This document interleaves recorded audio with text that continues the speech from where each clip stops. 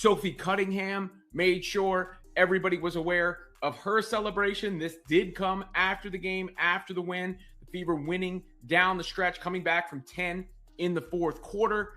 Caitlin can't help but laugh as Sophie recreates the whole pointing phenomenon straight to the Mercury faithful, the Mercury crowd. Of course, Sophie Cunningham has the personal connection there, having played for the Phoenix Mercury, not to mention everything that's happened since those last couple of games against Phoenix. If you remember, the point thing happened in the first game.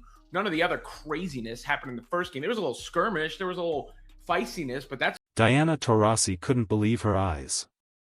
The legend stood there, frozen, as the final buzzer echoed through an arena that was supposed to be her fortress. Caitlin Clark and the Indiana Fever didn't just win, they snatched the soul out of Phoenix in a comeback that defied every logical explanation. The White Mamba looked ready to explode as the young upstart celebrated right in her face. This wasn't just a loss on the stat sheet, it was a changing of the guard that Taurasi was clearly not ready to accept. And the tension in the air was thick enough to cut with a knife. Mitchell's ability, she is a pure bona fide, and when I say the fit, I'm talking about when everybody's available and healthy, a pure bona fide professional scorer and bucket. This was Caitlin Clark's story. Dog, Kelsey with the spin, and that became the game winner on the left-handed layup. You know, just her ability to create, her ability to get buckets. I say it all the time, she could score in a phone booth or an elevator. I mean, there's certainly an argument to be made that Kelsey Mitchell is the best pure scorer in the WNBA. She is a complete and bona fide bucket. Then you also had the huge... The atmosphere in Phoenix was hostile from the jump, fueled by months of social media back and forth and previous out-of-pocket encounters. But nobody expected the Fever to claw back from a double-digit deficit in the fourth quarter. It looked like a blowout was imminent, and the Mercury faithful had already started the victory chants. Then the momentum shifted so quickly that it left the veteran Mercury squad looking like they were stuck in quicksand. Taurasi's frustration began to boil over as she watched her lead evaporate under the pressure of a team many had written off just weeks ago, in a phone booth or an elevator.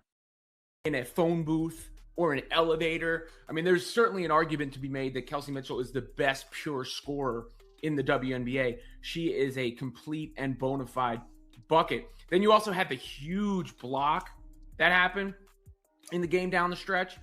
This will be replayed a lot. Sophie Cunningham said she posted that she'd never seen anything like this in the W. Aaliyah Copper's going up. Makayla Timpson erases it, pins it to the backboard. And that's the part that you're talking about never seeing is, you know, in a women's basketball game, the ball being pinned off the glass on the block shot. That helped spark the Fever momentum. Down by 10 points in the final frame, the Fever looked completely dead in the water. Most teams would have folded, especially on the road against a legacy franchise like the Mercury.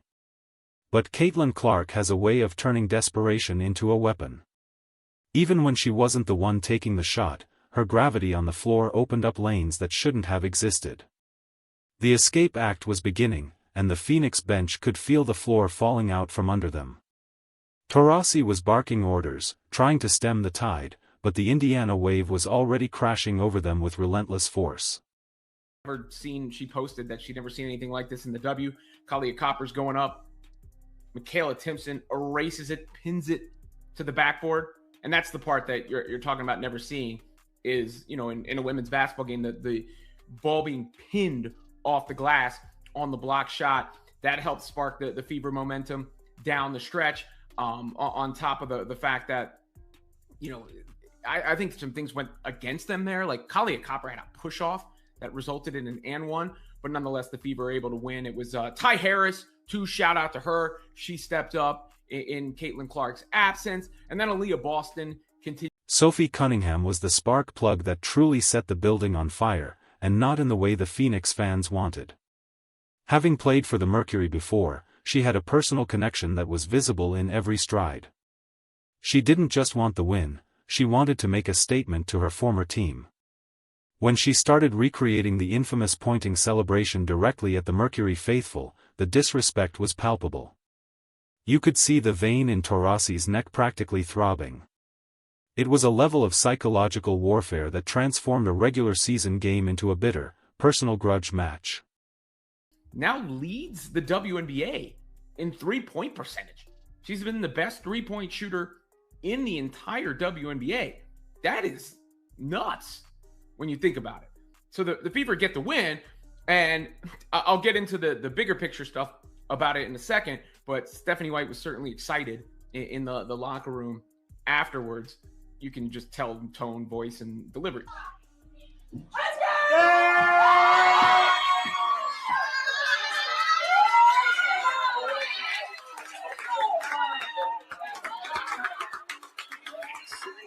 And I'd be excited too.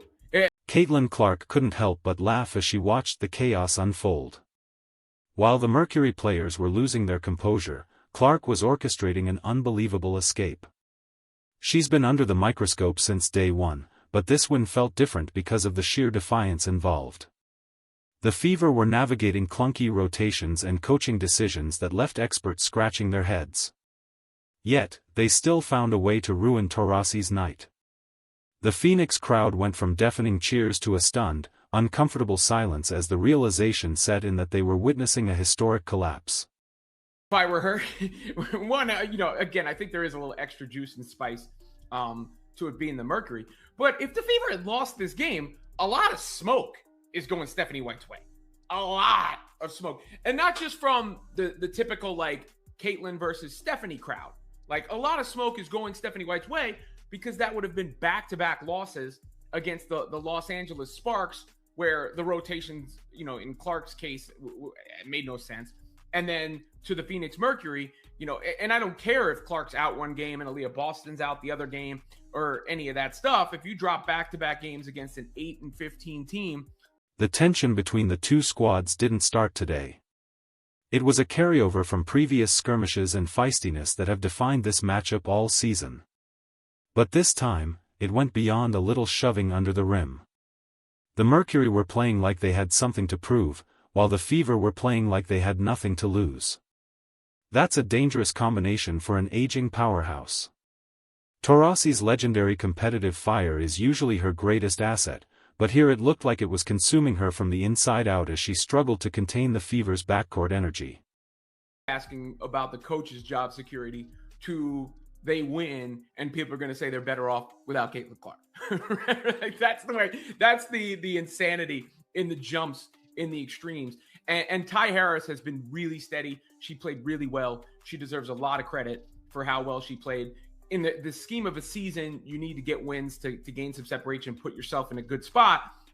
Like I said, though, I think some of these issues are still pretty glaring. Defensively, the Fever are still not good enough. That's got to improve. The front court depth we saw with Boston out, how important she is. We'll see what happens with Kelsey Mitchell, the woman who might be the most underrated pure bucket getter in the entire WNBA, showed exactly why she has earned that reputation. When the game was on the line, she didn't blink. Mitchell has the uncanny ability to score in a phone booth or a crowded elevator, and she put that skill on full display. With the clock winding down, she drove into the heart of the Mercury defense, executed a dizzying spin move, and finished with a silky left-handed layup.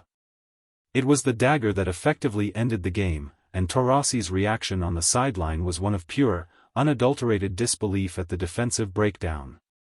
Kind of win that leaves everybody feeling good and with a good taste in their mouth. But right now it's kind of mouthwash, right? You still got to brush the teeth. You still got to go to the dentist.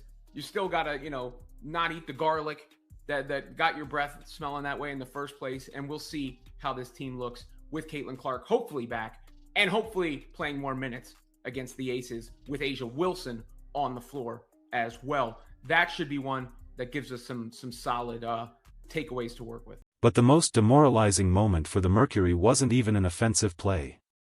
It was a defensive eraser that will be replayed for years. Aaliyah Copper, one of the most explosive scorers in the league, went up for what looked like an easy bucket to regain the lead. Out of nowhere, Makayla Timpson rose up and pinned the ball directly against the backboard glass. It was the kind of high-flying athleticism that you rarely see, a never seen anything like it moment that sucked the remaining air out of the Phoenix arena. The Fever bench went wild, sensing that the upset was finally complete. The sheer disrespect of that block was the turning point. It wasn't just a stop, it was a statement of physical dominance. Timpson didn't just block it, she snatched Kappa's confidence. You could see the Mercury players looking at each other, searching for answers that weren't there.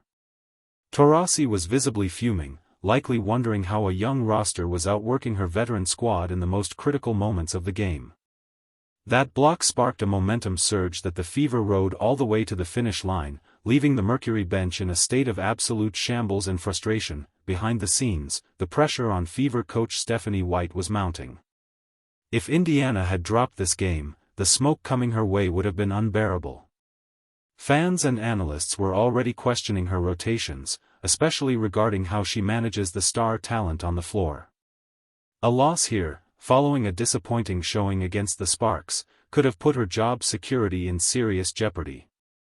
The win was a massive relief, but it doesn't erase the clunky dynamics that still plague this team. They won by the skin of their teeth, and White's emotional reaction showed the stakes. One of the biggest surprises of the night, and the season, has been the evolution of Aaliyah Boston. We all knew she was a force in the paint, but she's added a new weapon to her arsenal that has the entire league on notice. Boston is currently leading the WNBA in three-point percentage. Let that sink in. A traditional post player has transformed into the most efficient long-range threat in the game. Her hop step into the shot has become a nightmare for defenders who are used to sagging off her. It's a development that makes the Clark-Boston duo almost impossible to guard when they click. Watching Boston knock down threes while Clark draws double teams is the blueprint for the Fever's future. However, the path to get there has been anything but smooth. There's a constant debate about whether this team is actually better when the ball is spread around more, or if they should lean entirely into the Clark-centric offense. Some critics even had the audacity to suggest the team looked better without Clark on the floor during certain stretches. That kind of insanity and jump to extremes is exactly what creates the toxic atmosphere surrounding the team's every move right now. Ty Harris also deserves her flowers for stepping up in the absence of the primary stars during key stretches. She played a steady, veteran game that kept the Fever composed when things started to get chaotic.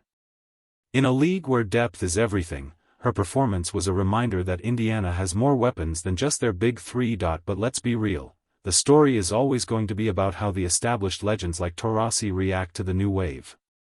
And Taurasi's reaction to this specific loss felt like a realization that the old guard is being pushed to the brink. The juice and spice of this rivalry are only getting more intense. Every time these two teams meet, the stakes seem to get higher. It's not just about the win-loss column anymore, it's about respect and the narrative of the league's evolution. The Mercury were struggling before this game, and losing to a Fever team that is still finding its identity is a bad look for a team with championship aspirations. The locker room vibes in Indiana were electric after the win, but they know they still have garlic breath. There are deep-seated issues that a single comeback win won't fix. Despite the victory, the Fever's defensive deficiencies are still glaring. They are giving up way too many easy buckets, and their frontcourt depth is dangerously thin.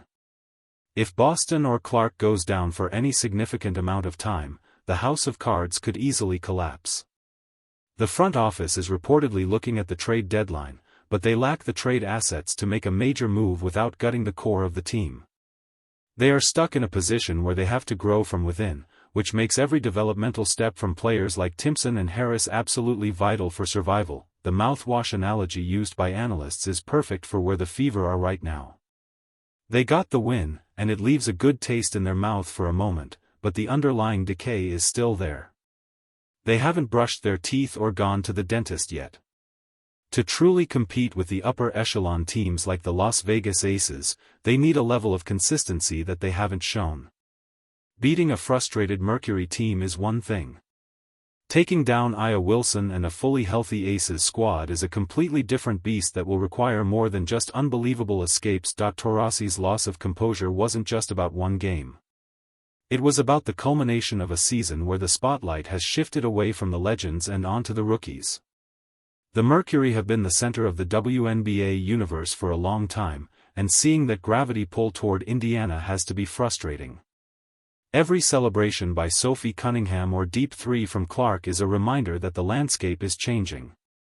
Taurasi has never been one to go quietly into the night, but this game showed that her intimidation tactics might not be working on this new generation of fearless players. The pointing phenomenon that Sophie Cunningham brought back was a direct callback to the first game against Phoenix. It was a calculated move to get under the skin of the Mercury crowd. It worked perfectly. The fans were incensed, and the Mercury players were distracted by the theatrics. It's that kind of feistiness that makes the WNBA so compelling right now. The league is leaning into these personal rivalries, and the fans are eating it up. But for a veteran like Taurasi, it probably feels like a lack of respect for the game's history and the players who built the foundation. That we also have to talk about the physical toll this game took. The intensity was playoff level, with players diving for loose balls and push-offs leading to controversial and won plays. The Fever were lucky to escape without any major injuries, especially considering their history with health issues this season. When everyone is available and healthy, this Fever team is a bona fide threat to anyone in the league. But that, when, is a big caveat. They are living on the edge, relying on heroic performances from Kelsey Mitchell and historic shooting from Aaliyah Boston to mask their flaws. The comparison to the Mystics game is inevitable.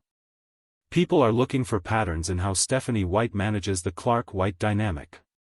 There's a segment of the fan base that is waiting for any sign of friction to declare the situation unsalvageable.